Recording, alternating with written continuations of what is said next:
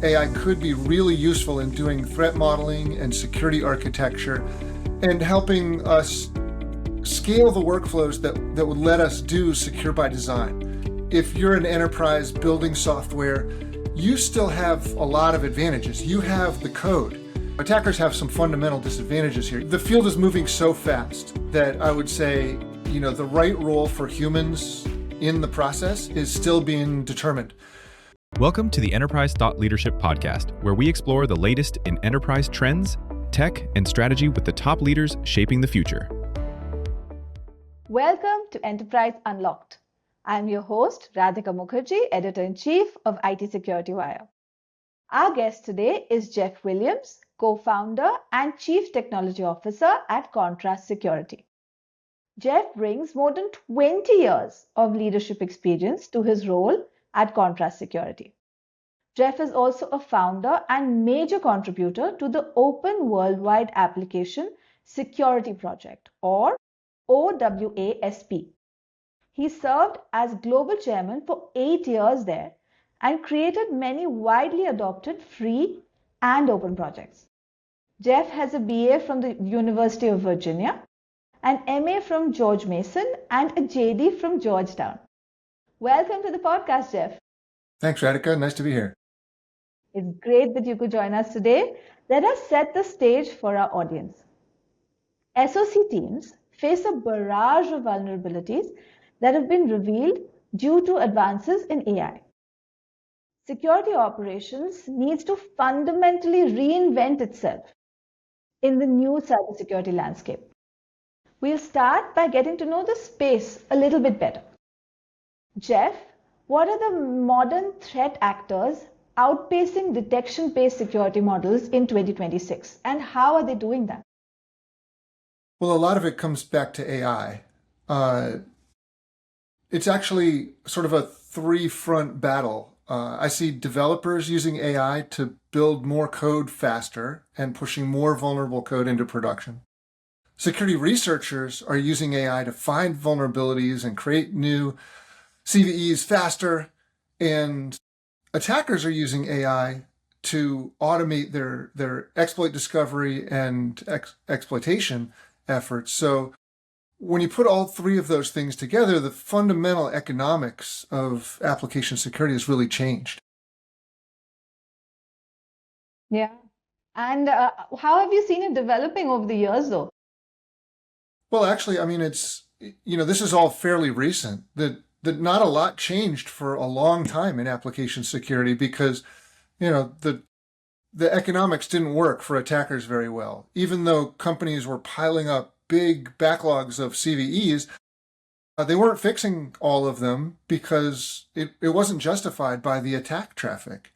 But now that the economics have changed, companies are stuck with a big backlog of vulnerabilities and that have now become real risks. So they got to do something. They got to change in order to handle this new level of attack that's available. And those new attacks are really spearheaded by the big AI models, right? So let me get to that. So what are the cybersecurity capabilities of things like Claude Mythos, Claude Fable, and other frontier models? Yeah, the ones that get all the press are their capabilities to do things like find vulnerabilities and novel vulnerabilities, and to craft attacks, even chaining together vulnerabilities to make very complicated attacks. And they're okay at those things. We actually studied a lot of different models and tried to test their vulnerability finding ability. And when you really do it scientifically, it's not that tremendous. Like it's cool that those models can find vulnerabilities, based on the way that they work, but does it surpass traditional ways of finding vulnerabilities? Not for most classes of vulnerabilities. They are really interesting and good at finding sort of business logic vulnerabilities that have eluded other kinds of tools because they have the ability to understand the application and what it's doing a little better. But I think the right strategy there is sort of have a combination of approaches to finding vulnerabilities. But that's never really been the problem. Finding vulnerabilities, we've always been able to do that. what's really interesting about the cyber capabilities of these new models, I think we haven't really tapped yet. This is where we go beyond trying to use AI to automate the sort of the security process of the past, penetrate and patch and, that process, maybe respond to incidents in production. We need to get past that and use AI where it could be really, really powerful. I think AI could be really useful in doing threat modeling and security architecture and helping us scale the workflows that would let us do secure by design. People talk about like, oh, we need to do DevSecOps or secure by design, but nobody really practices it very well because it requires a lot of human expertise and a lot of effort and a lot of manpower. And so I think that's where AI is perfectly suited to help change the economics of the defend side. Okay, so for you, do you think AI would be more useful, more powerful in the defense side than in the attack surface? Well, it's a little bit of an arms race right now, so I'm not sure that we know. I do think that, I'm optimistic that we can use AI to build much more secure software, which will make it a lot harder for attackers. And, just because you're using AI doesn't mean you have infinite attack capability, right? Like if you're an enterprise building software, you still have a lot of advantages. You have the code. You have access to everything it's doing. If you're an attacker from the outside, you don't have that. You have to try to find a vulnerability, basically acting blind, like acting without the code. And so, attackers have some fundamental disadvantages here, even though people will always say, the attacker only has to find one thing. I have to defend against everything. Well, yeah, but you also have all the advantages. So, I think it's going to be an interesting evolution of the arms race, and we'll achieve a new equilibrium in the new AI-based security economy. Yeah, I really like that perspective that, the defenders actually have so much of an advantage, which is often actually not looked at. You always hear the same thing that you're saying, just that one vulnerability or one thing that the attacker has to get through on. Yeah, I think it is possible to build secure code. I think we need to take advantage of AI to make it scalable and workable. And so that's what I'm looking for. That's what I'm pushing for in my research. I'm working towards, taking some of those workflows that everybody knows they should do, but they don't because they've never been able to systematize it. So we'll get there. Yeah, it feels very hopeful. I want you to also maybe tell us your perspective on zero-day vulnerabilities because the frontier models seem to be really good at them. So, what are your thoughts? Well, good at them is relative, right? Like they're okay at finding new zero days in open source libraries, but remember that's where they have the source code, right? And they can do their analysis. They can't find 0 days very easily in your applications because they have to attack from the outside. And look, they can do that too. They can simulate a pen tester, and actually they probably are as good as the best pen testers in the world right now. And tomorrow they'll probably be better. But pen testing's still tough. And so I think, these models will evolve their ability to do that. But again, you've got the advantage. You've got the source code. You can find those vulnerabilities first and fix them. Right? Yeah. I've had a conversation where we talked about how AI plus human really makes everything that much more effective. Do you think that is really where the defenders win? Well, it's, the field is moving so fast that I would say, the right role for humans in the process is still being determined. In the beginning, everyone was building loops with a human in the loop. And I think people have now realized that that doesn't really scale. It means that humans are actually getting more work because the loops are executing quickly and there's tons of human review going on. And frankly, humans aren't very good at that kind of review. If you ask human a question over and over and over again, pretty soon they either just start stomping on the yes button, or they don't do as diligent review as they're supposed to do. So I think now the thinking is really you define the outcome that you want really well, and just let the AI iterate on that and produce what you expected. But that means that the new problem is, how do you specify exactly what you want? And that's always been a problem for security. Most definitions of security say, don't do this, don't do that.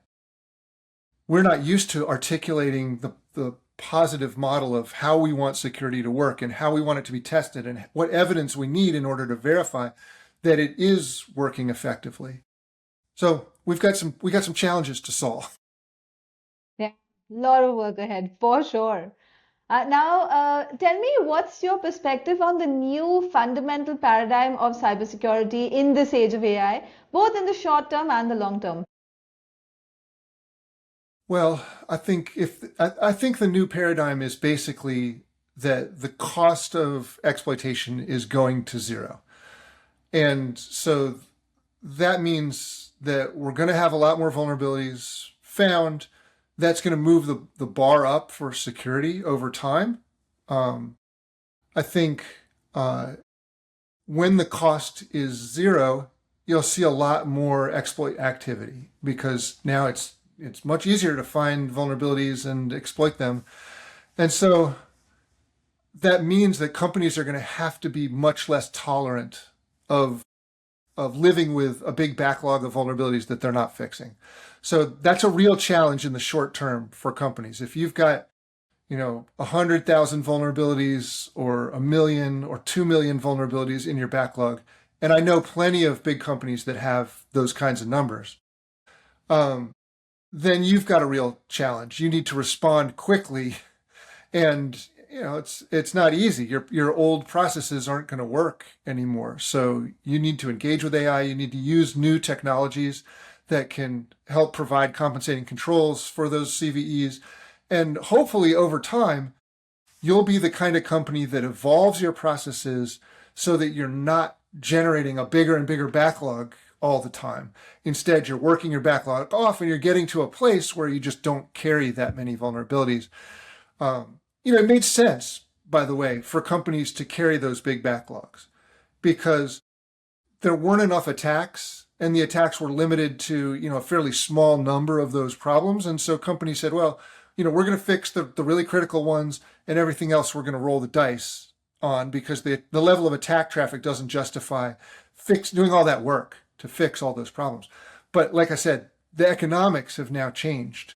And so companies are going to have to do something about the backlog.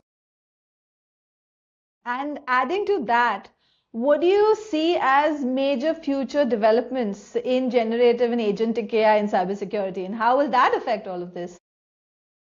Well, I mentioned the big thing that I think, at least for security, I think the big thing will be applying AI to workflows that we've never been able to scale before. And I mentioned threat modeling and security architecture, maybe some aspects of deployment and so on. But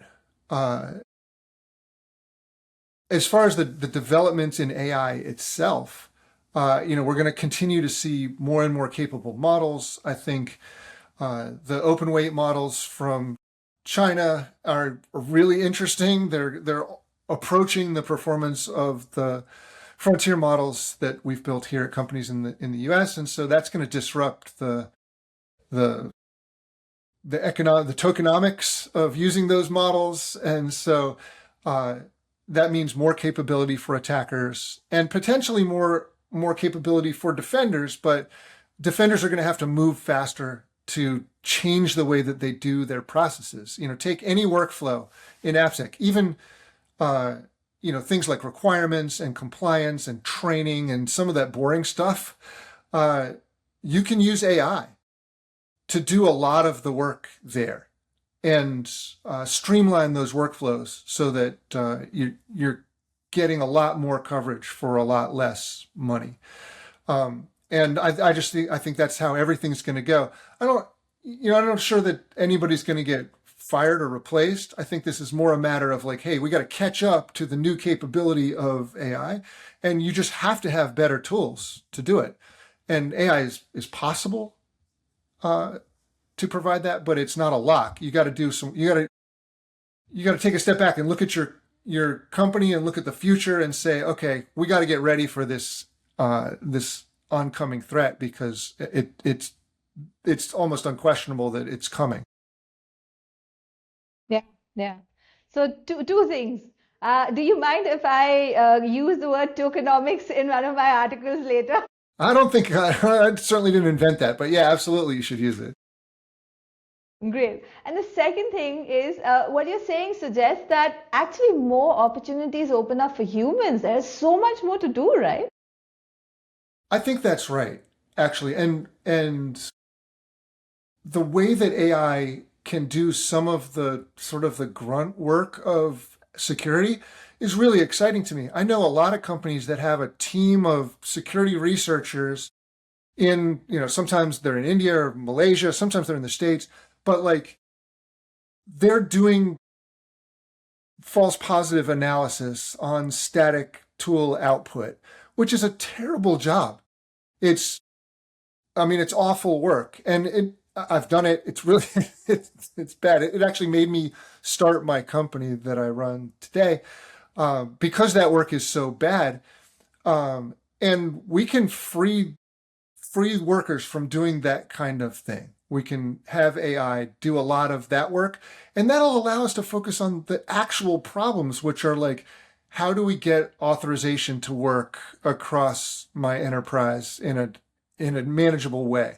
How do we implement authentication correctly? Where should we do quantum safe encryption and not use old algorithms that are susceptible to quantum attacks? And there's a lot of interesting problems where companies need to up their game. And to me, that's the future of AppSec, is like figuring out how to solve those problems and leveraging AI to do the bad, terrible work.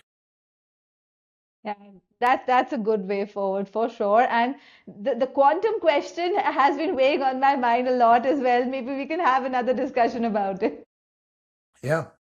It's an interesting problem. We think the right approach is to find where you're using crypto, but unsafe crypto, but you have to get the context. You have to understand how it's being used, because some ways of using it are just fine.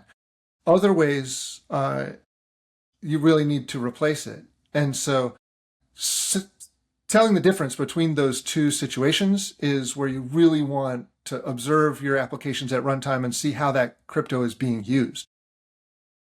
Yeah, for sure, for sure. Now, taking all of that into account, how does a CISO build their cybersecurity strategy and tech stack, especially if they had to rebuild from scratch? Yeah, I spend a lot of time thinking about this. And I think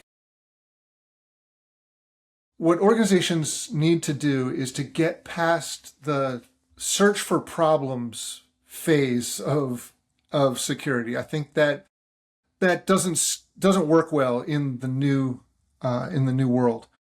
And what I mean by that is, like, if your program is to run scanners and create a big list of problems and then start, work down that list to fix those problems, that's not going to scale very well. So because there's going to be more code, more attacks, more CVEs, more everything. So just like identifying them and then saying, hey, you got to go fix them isn't going to work. I think the right approach, and we know that a small percentage of those vulnerabilities will ever be targeted or exploited. So the real challenge is, how do we figure out which ones are really important? And the way we believe that you need to do that is to really get a lot of context around how those vulnerabilities are situated in your application landscape. And so we think of things like architectural context, like how does that vulnerability fit into the whole ecosystem? The technical context, like what's the stack trace? What's the HTTP request? What's the data flow? What's the function that's being used? Business context, like what does this app do? What data is it processing? And is it connected to a critical database? That kind of question. And then threat context, which is, who's attacking this application? What techniques are they trying? Where are they targeting us? What's being hit? What's not? How does that look across our whole ecosystem so that we can make smart decisions about our attackers? And when you understand all that context, most vulnerabilities go way down in priority. Because, frankly, like systems like CVSS, they inflate all the scores of everything. They make, and you can read it in their spec. It says, we use a reasonable worst case assumption for factors where they don't know what the value is. And so as a company, what you need to do is get that context from your own environment. Don't rely on generic base scores that are just for everybody else. Because, like a SQL injection could be critical in one app, and the exact same flaw could be almost no risk in another application, just based on context. So it's up to you to figure out, how do we get that context? How do we roll it into our process? And how do we focus on the things that really matter? That's where I think AI can do a lot, because if you gather the right context, it's like a superpower for AI, right? Everybody says what you need to take advantage of AI is gold data. That's what I'm talking about, is you need to know your application layer. And, we think the right way to do that is to gather that data continuously with runtime security techniques to build a model of your application layer. And when you have a model, some people call it a digital twin. And if you have this digital twin of your entire application layer, then AppSec becomes easy. You see that SQL injection, you're like, oh, well, where is that SQL injection? You can see it right in context. You can rescore it. You say, oh, well, that one doesn't matter. This other one over here is really critical. Yeah, that's a very interesting take for sure. And yeah, it's the word context that seems to jump out, that it's very contextual, all of it. That's exactly right. Security is incredibly contextual. And that's context is what gives you the ability to tell the difference between something that doesn't matter and something that is on fire. Yeah, and I'm sure that kind of helps to prioritize, set budgets, all of that. It does.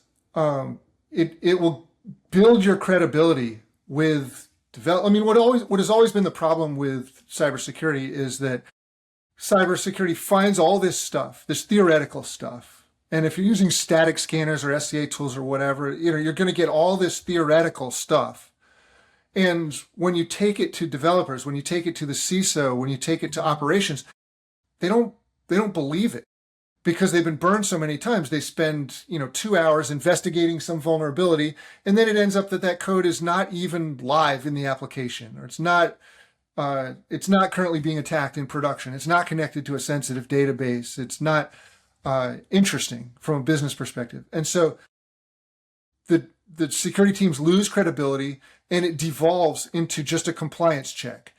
Compliance means teams are going to do the absolute minimum that they need to do to get the check mark. And you can change that if you give really good contextual findings back to different teams. Then you'll start to build trust. When you say you need to fix something, it's because you have the goods. You've got the story. You've got the stack trace. You've got the attack data. You've got, the business context. You've got the technical details that'll give you credibility to go in front of the developer and say, hey, I really think we should fix this problem. I always use the term we, by the way. If you hear a security person say, you need to fix, or I found this vulnerability, they're probably making a culture mistake. But this is why, when you do AppSec right, you've sort of integrated all the pieces. You've got runtime reality. You're feeding information from production. Production is reality to me. Everything else is not real. Your test environment is definitely not real. Your development environment's not real. Production's real. Real users, real connections, real code, real deployments, real users, real attacks, real everything. And so when you take that real context from production and you use it to inform the findings that you're giving people, you build credibility. And that's what's going to make your AppSec program succeed. And that makes a lot of sense to me for sure. Now, if you look at the context in which you already have an existing tech stack and a security system, what are three things a CISO should do immediately to augment their existing security stack in all of this? Yeah.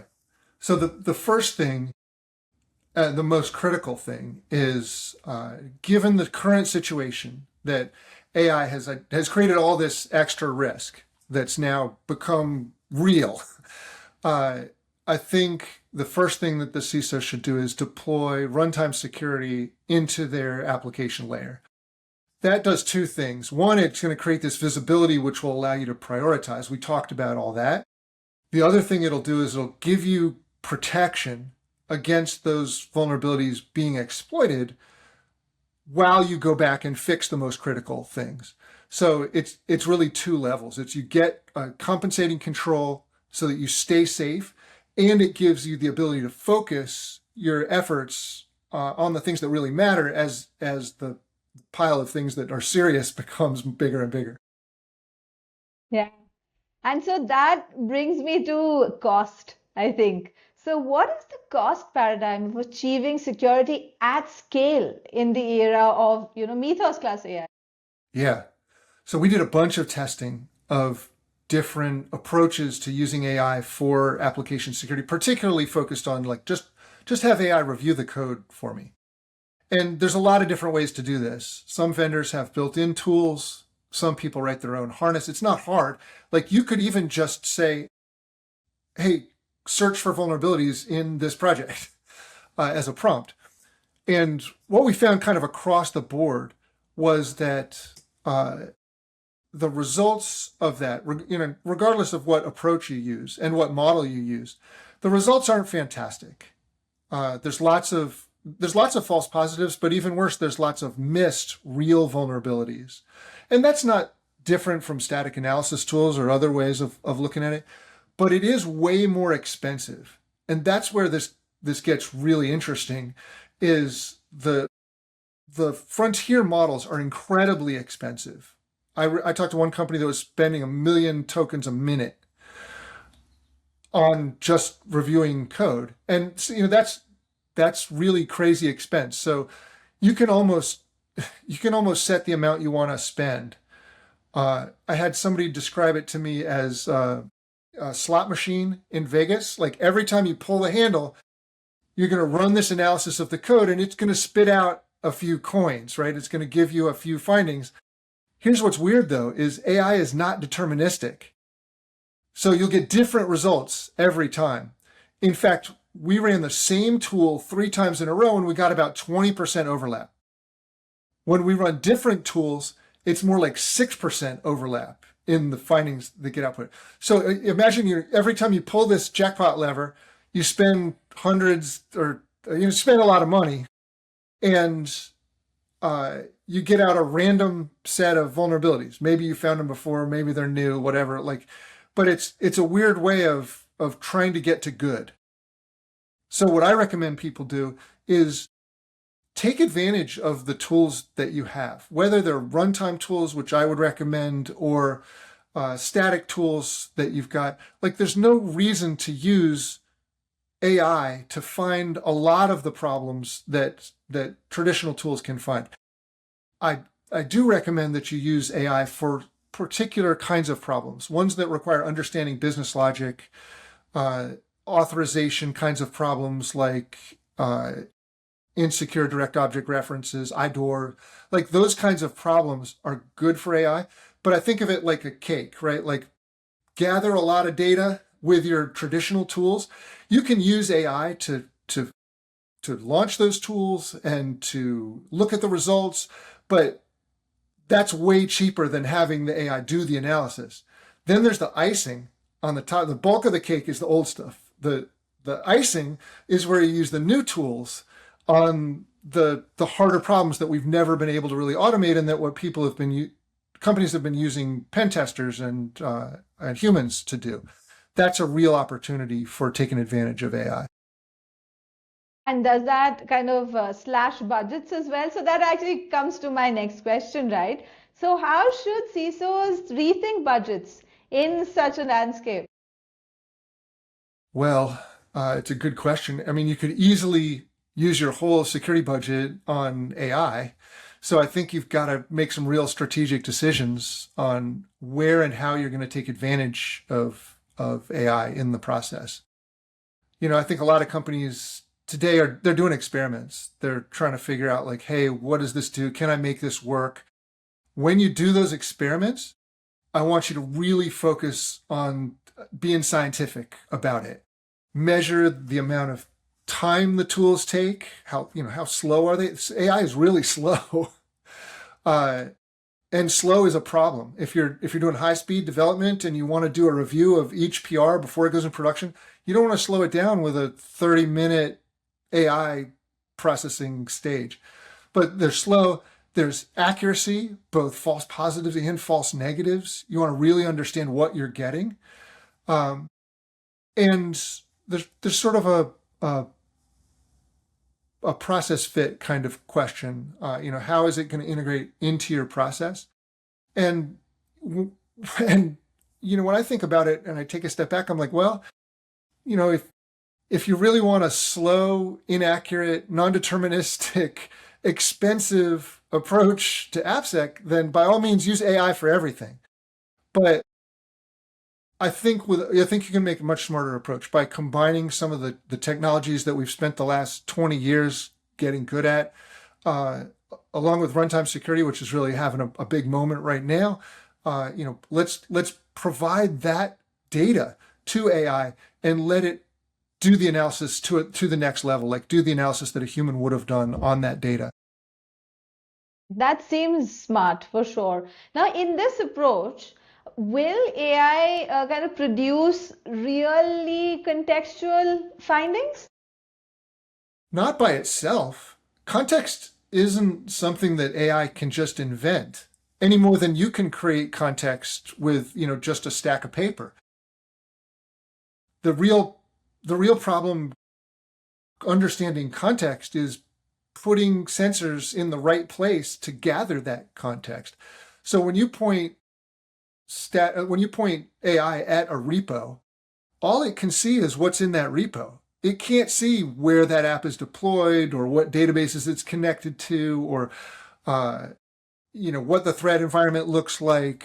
All that stuff is really important context, but it's not available to the AI. And so this is exactly what I'm saying. The trick is gathering that context, building your digital twin, and then giving AI access to that digital twin to make really smart choices. But AI by itself is not good at gathering that fundamental data. That's the piece that's missing. Yeah. So the AI output is always, of course, as good as the inputs. That's what you're saying, right? Yeah, in a nutshell, that's it. And if all you're looking at is the code, then everything is theoretical. Yeah. So provide real context to get back something that's really useful. Yeah, it seems really obvious when you say it like that, but that's not really the direction that most organizations are going, right? They're kind of doubling down on like, we need to use AI for scanning. And to me, that's not a very sophisticated way of looking at the problem. And I think they'll figure it out pretty quick because it's going to be super expensive and not give them the results they want. But we've just got to work through that as an industry and get to a point where people know how to take advantage of AI. Right. It's that evolution, it's that process everyone's going through, right? Yeah, it just seems like the attackers are going through the same process, right? Like they're revamping their workflows, but they're doing it super fast.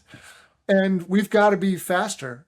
And look, if you're a CISO and you're worried like, hey, I spent 10 years building this program and we do our stuff a certain way, I think it's important to recognize that, look, the times have changed and you've got to adapt.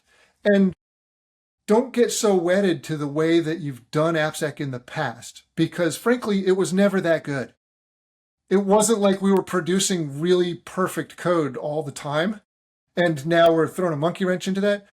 Almost every application had 25, 30 vulnerabilities in it, plus a bunch of old libraries that weren't updated.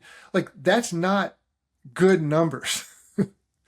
And I think now that those numbers have become really important, really critical, it's time to revamp the processes and get to a place where we can reliably produce secure code the first time, so that we're not adding to the pile and then having to work it off. And it's the whole process is a little bit broken. That's why for me, it's gather context in production, build a model, use it in development to make your process really efficient, and use AI along with that. And then that creates the feedback loop that you want. So Jeff, my last question to you is, it looks like incredibly powerful AI models are here to stay. In the long run, do you think this creates more danger, or does it make us safer? Well, it's an interesting question. I think we don't know yet because there's a lot of moving parts still. I think what will happen almost certainly is that we'll achieve a new equilibrium in the AppSec market. And unfortunately, that equilibrium is never perfect. It's always just barely good enough security to counter the current threat. So if the threat goes up, then the defenders are going to bring the security up to sort of just barely good enough. And I want to wish you all the best. I'm sure that you're going to be an amazing advocate, and you are an amazing advocate for this, for keeping the world more secure. And thank you so much for that. Thanks, Radhika. Thank you. This was such an amazing conversation. I got that contextual picture, actually, of cybersecurity and where we are. So Okay. Thank you for that. Thanks so much. And just thank you so much for joining us on Enterprise Unlocked. Thanks. It was fun. It was great fun. Seriously, it was. And to our audience, thank you for tuning in. Keep listening to Enterprise Unlocked. Thank you for joining us for the Enterprise Thought Leadership Podcast. Please do follow us on social media and subscribe for more ideas and insights. Until next time.